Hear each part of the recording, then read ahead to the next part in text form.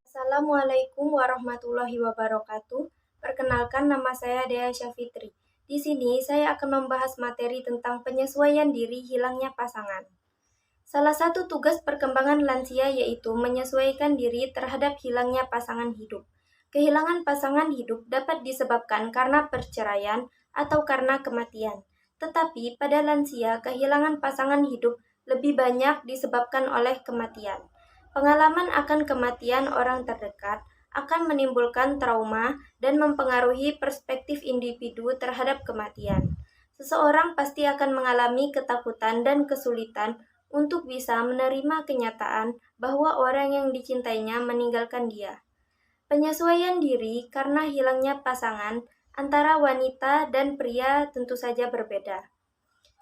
Pada pria, akan merasa kesepian karena tidak siap untuk hidup sendiri dan mengatur kehidupannya yang biasa dilakukan seseorang istri.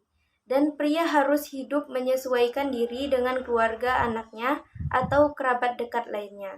Sedangkan pada wanita, ia akan mengalami berkurangnya pendapatan karena biasanya istri bergantung pada penghasilan suami.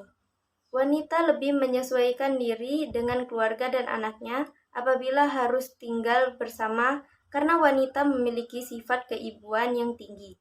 Wanita dapat mencurahkan hidupnya untuk keluarganya karena keluarga merupakan sumber kepuasan dan harga diri. Faktor lain yang bisa dilakukan untuk dapat menyesuaikan diri yaitu tempat tinggal dan lingkungan.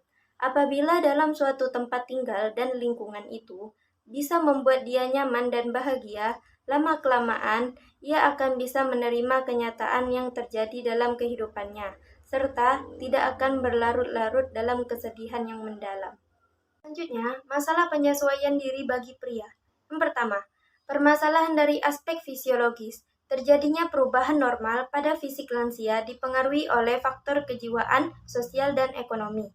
Perubahan tersebut akan terlihat dalam jaringan dan organ tubuh seperti kulit menjadi kering dan keriput, rambut beruban dan rontok, penglihatan menurun atau sebagian bahkan menyeluruh, pendengaran berkurang, indera perasa menurun, daya penciuman berkurang, tinggi badan menyusut karena proses osteoporosis, dan lain sebagainya. Yang kedua, permasalahan dari aspek psikologis, misalnya kesepian saat meninggalnya pasangan hidup. Selanjutnya ada depresi, sebab terganggunya fungsi manusia yang berkaitan dengan alam perasaan yang sedih dan gejala penyertaannya. Yang selanjutnya ada gangguan cemas, karena kelanjutan dari dewasa muda dan biasanya berhubungan dengan penyakit medis, depresi, efek samping obat atau gejala penghentian obat.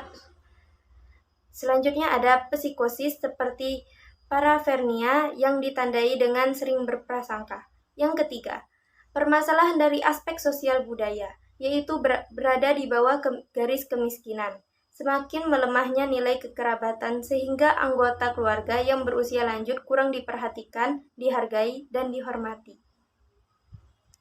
Assalamualaikum warahmatullahi wabarakatuh. Perkenalkan, nama saya Dwi Sari. Di sini saya akan membahas materi mengenai masalah penyesuaian diri bagi wanita. Kesulitan yang dialami oleh wanita usia lanjut dalam penyesuaian diri dengan lingkungannya ditunjukkan oleh penampilan yang tidak efektif terhadap realitas sosial yang tidak memuaskan bagi dirinya dan lingkungan. Perilaku yang terlihat terkesan kurang menghormati hak orang lain, kurang menerima dan menghargai aturan, kurang mengembangkan persahabatan, kurang berperan serta dalam kegiatan sosial, serta kurang memperhatikan kesejahteraan diri dan juga orang lain.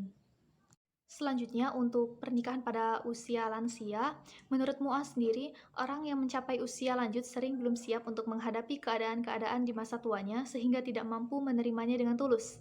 Bagi usia lanjut, kenyamanan dan kebahagiaan sangat dibutuhkan dalam hidupnya. Di usia yang sudah tua, sangat rentan sekali dalam berbagai aspek, terutama kesendirian di akhir hidupnya.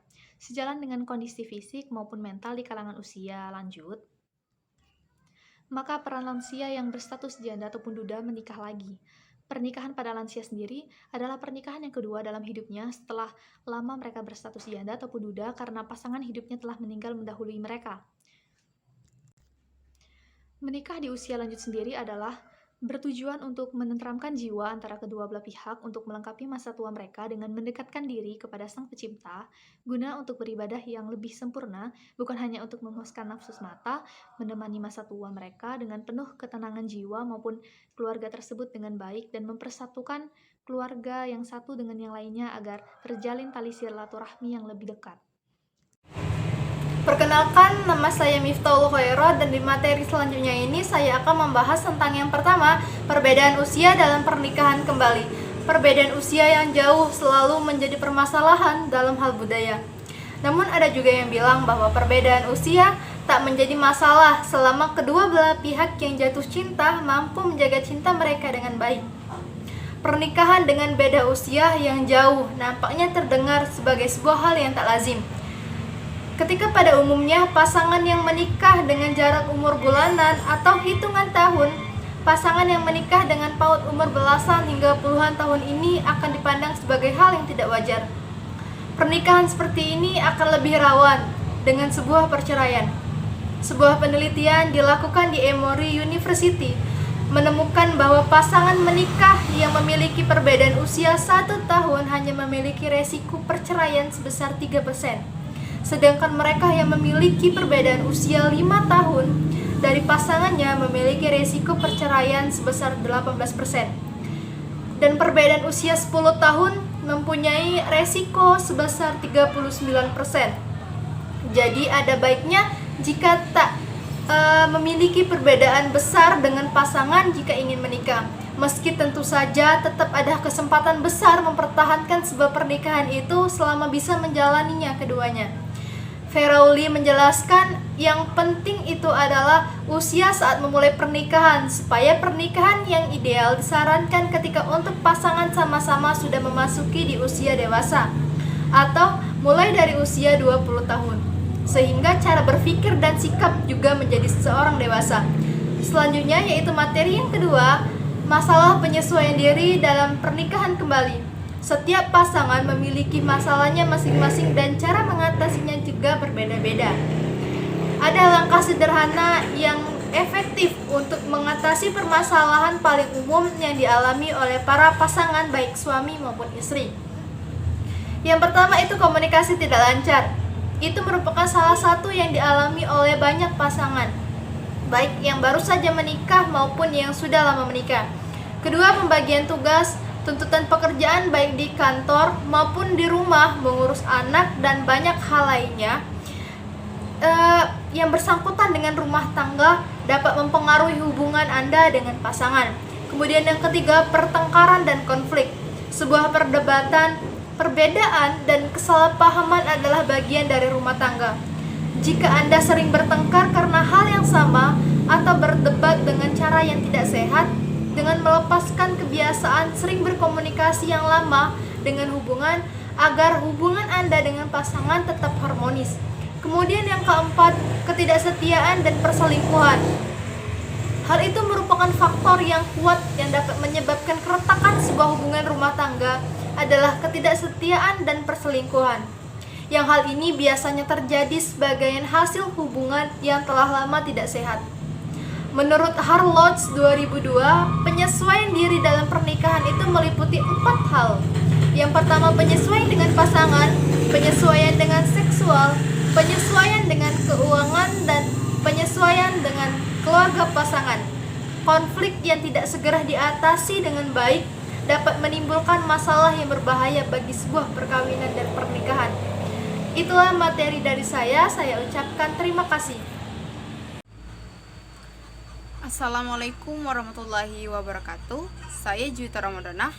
Pada pertemuan kali ini saya akan menjelaskan mengenai hidup bersama pada usia lanjut dan penyesuaian diri dengan hidup sendiri pada usia lanjut. Yang pertama, hidup bersama pada usia lanjut. Lanjut usia memiliki subjektif well-being tinggi jika mengalami kepuasan hidup ataupun selalu memasuki usia lanjut mereka hidup bersama. Maka dari itu mereka sering merasakan kegembiraan, memiliki perasaan harga diri, rasa tentang pengendalian yang diberikan, terbuka, optimisme, dan hubungan positif dengan orang lain, serta pemahaman tentang arti dan tujuan hidup. Hidup bersama pada usia lanjut akan menimbulkan perasaan menyenangkan. Perasaan menyenangkan yang lebih banyak daripada perasaan yang menyedihkan. Membuat lansia merasa nyaman berada di lingkungan seusianya dan jarang merasakan emosi yang tidak menyenangkan seperti kesedihan atau kemarahan. Maka sebaliknya, jika pada lanjut usia menjalani penyesuaian diri dengan hidup sendiri sehingga memiliki subjective well-being rendah dan tidak puas dengan kehidupannya, maka akan mengalami sedikit kegembiraan dan afeksi serta lebih sering merasakan emosi negatif. Baiklah, hanya itu saja yang dapat saya sampaikan. Saya akhiri dengan wassalamualaikum warahmatullahi wabarakatuh.